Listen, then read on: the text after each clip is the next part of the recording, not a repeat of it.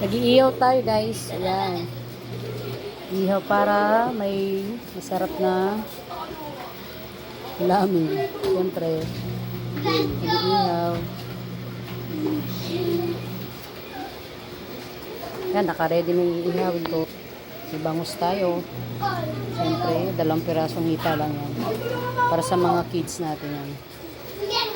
Huwag na tayong makihati dyan. Ihaw-ihaw. Ihaw-ihaw muna. Habang nag-iihaw. Wala na nga po eh. Kapapis kuya. Nakailang beses na siya. Beses talaga. Nakailang beses siya na sindi. Pero wala pa rin nangyayaring apoy. Kung naghihintay, patugtog muna tayo guys.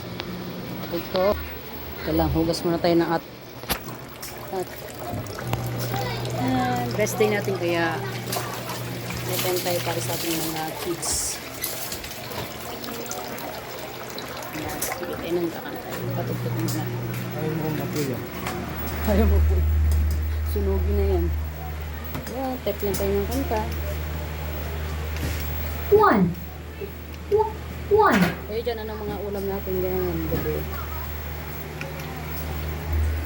Yan, habang nagpapahakpoy si kuya, ako naman nagwawashi. Nagpapatulog na rin. Kasi tapos na ako mag-himay ng prepare ng pangihihawin natin mamaya.